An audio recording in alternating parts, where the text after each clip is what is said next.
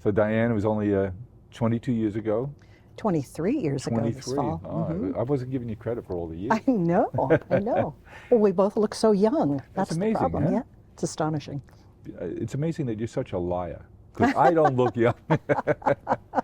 So 23 years ago, Yeah. you started here as a part-time seasonal worker, and now, Yes. you run the joint. With a lot of help, I run the joint. And what do you think, Dianne? You get to interact with customers all the time. You run the I customer do. service function. Correct. What do you think people don't know about Harry and David? I think that most customers are not aware of the guarantee.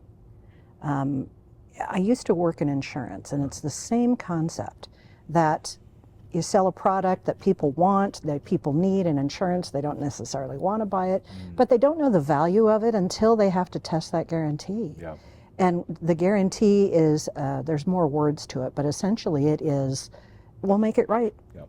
period. And that 1-800-Flowers the same way, we're going to fix it, it's okay. Yeah. Customers, when they call sometimes, and we've disappointed them, we found that most of the time, a customer who is disappointed in our delivery or in the product, it's not that the pears were bad. It's not that the gift was late. It's that they were sending their heart. They were sending their feelings, and we let them down. Yeah. That's why they take it so personally, and that is why that guarantee is a silver bullet. Yeah. We can very easily say, you are right, we are sorry, here's what we're going to do to fix it. And it is a big thrill to hear that customer go, I had no idea.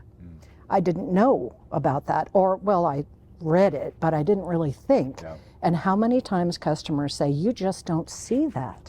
Other businesses say they're going to make it right, but you do. Yeah. We don't argue with customers, we just fix it. What product do you wish you could tell more customers about that they might not know about that we carry or make here at Harry and David? I talk about Moose Munch. Moose Munch is wildly popular. I can't eat it anymore. Well, I could, but I shouldn't. Moose Munch is absolutely incredible. When people come to visit or people take the tour of the campus, one of the places they go is in the bakery candy kitchen. And if you've been there, you know, yes, the smell, the aroma of the butter. Oh, it just directly gets into your veins. If I could sell that experience to customers, not just that here is the product, but here's how it's made and how carefully we make it and how artisanal it is, even though it is in such large quantities, the big blocks of butter and the buckets of nuts and everything, that really sells people on Moose Munch when I can, and I have talked to them about how we actually make it. Moose Munch is an integral part of many of our gifts. Well, you're singing the praises of Moose Munch, but it's not only praises you sing. I know you're part of a couple of different bands here. Over the years, there's been many, Yeah. but now I'm a core member of 2 bands. Different styles? Completely different styles. One band has been around in the Valley since 1992. They're called Blue Lightning. It is a dance band, meaning that we play anything. We play anything that people can dance to. So it's all over the place. We have guitarists and drummers and such. We also have a fiddle, violin player, and a guy that plays slide. It's, if people want to dance to it, we're going to play it. So the lineup's changing all the time. And the other band? The other band is called the Southern Oregon Jazz Orchestra, and it's a classic 18-piece big band jazz orchestra. Wow. And I get to be the girl singer. Terrific. Doris Day, Ella Fitzgerald. Yeah, it's yeah. completely different styles, and I've been doing both of them for 16 years now. We have a lot of talented people here at Harry and David, and tell us about Pear Jam. Pear Jam is a sometimes band, and it is people that, their employees, Stephen Peen, for example, in telecommunications was our sound guy and a guitar player. We had Rhonda Loftus, who's a former employee here as a drummer. She's also my drummer with Blue Lightning. Judy Bragg, who is one of my managers in the contact center, is a wonderful soprano. She sings with us.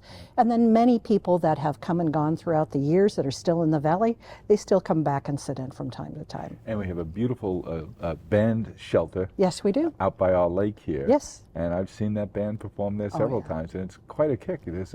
everybody is just into it. Yeah. Absolutely.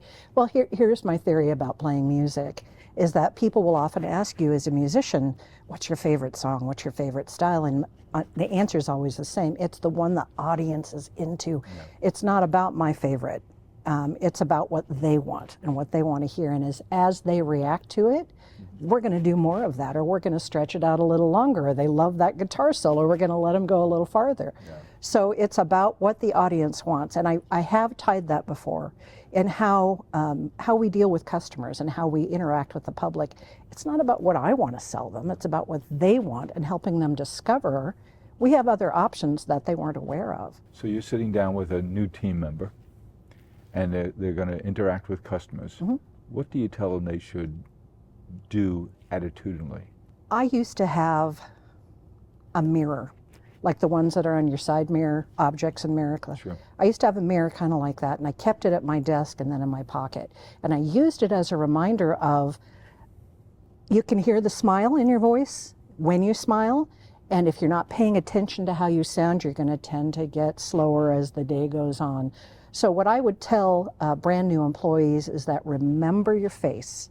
Keep that mirror literally or figuratively handy so that when that phone goes beep and there's another customer, first call of the day, check your face. Yeah. And make sure it's thank you for calling Harry and David. I used to do the IVR voice. Thank you for calling Harry and David. I'm happy to work with you, and keep your face in check, because that your attitude comes across. It really does. In your 23 years, you've seen a lot of changes here. What do you think happens in the next couple of few years that changes? You know, ever since we have engaged with 1-800-Flowers, those changes, there have been many, have been much faster and much bigger leaps. It's astonishing to me. In the first 13 years or so that I was with the company, yes, there were changes, acquisitions, things like this. But since Flowers became part of the deal, since we were acquired by, the changes have been faster. Decisions have been quicker. There's been less of, well, we'll think about it. It has been breakneck speed. It really has been. There's a lot going on with this internet kind of thing, but So people still want to talk to us, huh? They do. And we accomplish that in a couple of ways, because talking to us doesn't mean picking up a phone necessarily. We have a very robust chat platform, and our agents can handle up to 3 chats at one time. They are generally shorter than a phone call, but it is the same level of customer experience. We want them to know that we're listening, we're paying attention. Our responses are, we're matching that customer's tone and making sure that they're getting what they need via chat. Many customers these days, myself included, I just want to get on and get off. We also have a lot of self-service options, and I use those with other vendors, my phone company, all the time. I don't want to talk to somebody, I want to just get it done. But when I do, I will chat. If I need to, I'll pick up the phone. But yes, they do like talking to us virtually and literally. So if you're looking over my shoulder here at that camera, what would you tell our customers, a product of Harry & David's that they might not know about, but they ought to give it a try, because it's a great way to express yourself or connect with the people you care about? Product? Specific to Harry & David? Yeah. What does Harry & David sell that you don't think enough customers know? From a product standpoint, I would talk about Moose Munch. It is wildly popular for a reason. It's also very accessible, because people think about Popcorn Factories, one of our brands. They talk about, caramel popcorn. Everybody knows caramel popcorn. Oh, you don't know this. And we can talk about it in terms, as I mentioned, it's just the caramel and the smell of the caramel and the nuts and the butter it's just astonishing. I lose words. Moose Munch is an amazing product, but from a enterprise standpoint, I'd say Passport. What a great product that is. I use it every day. I buy far more now than I ever did, because it makes it easy to have instant gratification. I don't have to think about how much that shipping is. I just do it. And that's how I sell it to customers too. Everything old is new again. Harry & David used to have a lot of stores. Now they only have one store. It's a mighty grand store. It is. Should we have more? I think so, but perhaps not as it was before. We had many stores, 60 some odd stores throughout the country. And then we went to having seasonal pop-up stores like some of our competitors do.